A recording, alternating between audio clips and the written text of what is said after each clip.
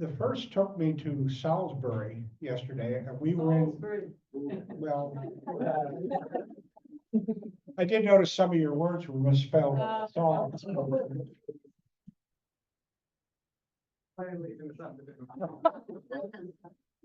At any rate, we went into this cathedral that was started in 960, and they had little wooden poles along the wall, and I assumed that was for the deacons or whoever to poke people that were asleep. But, we do that in Africa. I've been in churches in Africa where if you nod off, they'll come up with a long enough. It may not be long enough to reach across the aisle, then they'll come up down this side, and reach in and poke you. But at any rate, I signed up with the Mennonite Church to do agricultural work, and they first proposed Brazil, and I prayed over that, and that wasn't right. And then they proposed Zaire, which today is the Democratic Republic of Congo. And the Lord confirmed that's where I should go. So I started with the Mennonite Central Committee doing agricultural work in the Congo. And long story short, when that term was up, I went back to the States, but the Lord had really burdened me for Africa, and specifically the non-English speaking people in Africa. And that being largely because you Brits came out from under the Catholic Church over 500 years ago now. And during the colonial periods in Africa, the British colonies were largely evangelized, for lack of a better term, with Protestant missionaries. But your French and your Portuguese and the only Spanish colony in Africa, of course, were under the Catholic Church. And I have found, and I think I've had a roundtable discussion with a lot of Africans, you would find out that the church in the French and Portuguese speaking countries of Africa is nowhere near as advanced as in the most English speaking countries. So the need is greater in the French and Portuguese speaking countries, and that's why my heart burns. I don't want to say specifically for, but more so for the French and Portuguese speaking countries in Africa, and that's where the Lord's called me to be. I spent 6 years in Zaire, 15 years in Senegal, and now I'm currently working in Benin and Cameroon. Well, you saw on the map earlier. At any rate, my mission is called World Team. And our mission statement is to church plant amongst unreached people groups. I'm currently working in the rainforest of the east of Cameroon in Central Africa. And I'm working with the Baka-speaking Pygmy people. Now, you probably won't hear me use the word pygmy again, because many Africans use that in a derogatory way. Pygmies, don't be bothered with those people. So you'll hear me use the term Baka peoples. And there's might be about 400 people in the village in which I work. And I have an American couple there that I work with. So there's 3 of us working in this village. And there is a small church in the village with a French-speaking and, well, he's a Baka pastor, don't get me wrong, but he speaks French and reads French, so he can read a French Bible and lead the church. I am concentrating on teaching them agriculture. The Baka, like most pygmy peoples, are hunter-gatherers, they're nomads, they wander around. And in 21st century Africa or in the world, you just don't have people moving around on other people's property, etc. So the government has them settle in villages. Well, the Baka are not used to going and scratching the ground and going back 65, 75 days later and find a crop, because they're not farmers. So I am helping them develop their agriculture. We have 55 varieties of fruit trees that we have planted that are native not only to Central Africa, but we brought in fruit trees from Central America, South America, Asia, different parts of Africa. And we want to have fruit that would be available year-round to help feed these people. They definitely need the nutrition. And there's a lot of details I could go into, but time doesn't allow that. But I am working with the Baka-speaking people there in the rainforest in Africa, and as the person, others could tell you, I have a million stories that I would entertain you till the cows come home. I don't know if you Brits say that, but we do in America.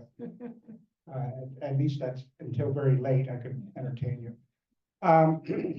I also serve Trans World Radio, Now, if you're not familiar with Trans World Radio, they have transmitters around the world that are broadcasting the good news of salvation in Jesus Christ. And our largest African transmitter is in the center of Benin. If you're not familiar with the African map, you might know where Nigeria is, and Benin, it lies to the west, borders Nigeria to the west. Cameroon borders Nigeria to the south. So I'm only maybe 1,000 miles apart between the two places that I minister. And the president of Benin back in the day was a Christian man. When he heard that Trans World Radio wanted to put a transmitter in West Africa, he approached them and said, look, I'll give you 120 hectares or 330 acres up in the northern part of the country if you come here. Well, who's going to turn down 330 acres? So Trans World Radio went there. Well, if you're going to put up a radio station, have two towers, one that's focused on Nigeria and the other tower, under good climate conditions, can do 1,000 kilometers of coverage. You need maybe 4 acres to do that, but they have 330. So what are you going to do with the rest? Well, they turned that into forest land and farmland. And Trans World Radio, the people there are media people. They're not farmers. They're not agronomists. So when I became available, when I was laid off in the Christian Broadcasting Network with multi-million-dollar budget cuts back in 2020, why TWR approached me and said, could you come and help us with our agricultural and forestry project there? And as mentioned, I'm serving 2 or 3 organizations. When I became available, World Team wanted me to go and work in Cameroon. Trans World Radio wanted me to go and work in Benin, and there was another organization in Burundi that wanted me to go and run their well drilling program. But in Burundi, if you're over 60 years old, they won't issue a work visa. So that ruled out Burundi. At any rate, the Lord led me to join both organizations, so I'm engaged by World Team and seconded. If you're not familiar with that term, that's what missions use to lend people. Think of consultant. You all should know what a consultant is. Well, I'm left as a consultant at Trans World Radio, so I'm working there about 10 weeks out of the year, and with World Team the other part of the year. And in addition, a third ministry, I work with Capital Ministries. Now, let me define that for you by saying that here in Melksham, you have somebody that represents you in London in your parliament, okay? Let's hope it be someone that's a solid Christian. They may or may not be, but there had to be some solid Christians in your parliament. Well, if you do have a solid Christian here in Melksham and they go to represent you in parliament, they leave their pastor, they leave their church, they leave their Christian family, they leave their Christian friends, and they go down into what in America we would call that beltway, that area there. And now you have the political party pressures. You're going to have the media posing questions, and they want you to do this. You're going to have lobbyists that want this legislation or that legislation. If you're away from your solid Christian base and you get down in that cocktail circuit, party circuit there, you can be pulled left, you can be pulled right, and who knows what can happen with the compromise you might make. Okay.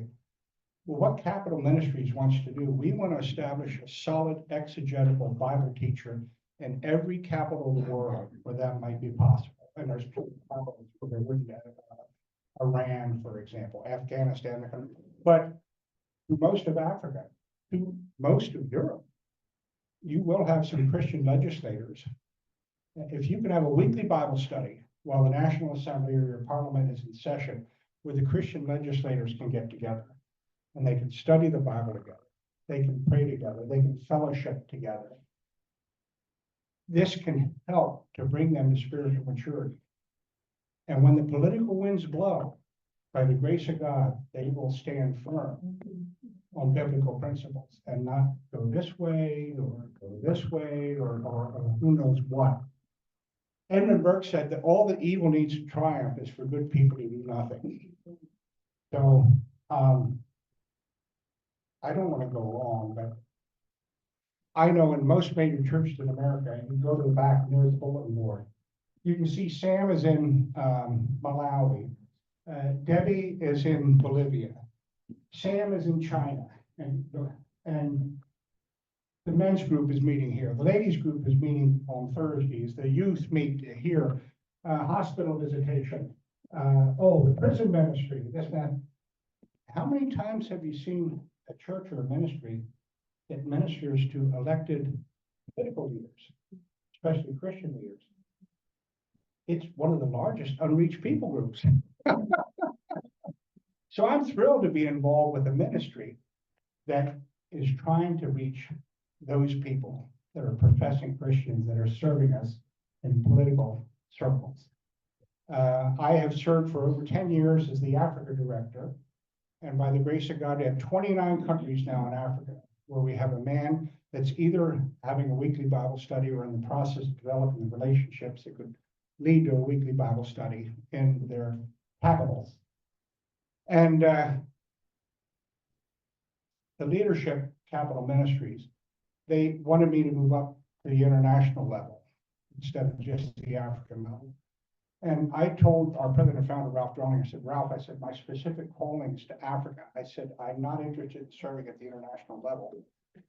But they applied gentle pressure and said, John, we need you also to serve at the international level. So can we make you the assistant to the international director?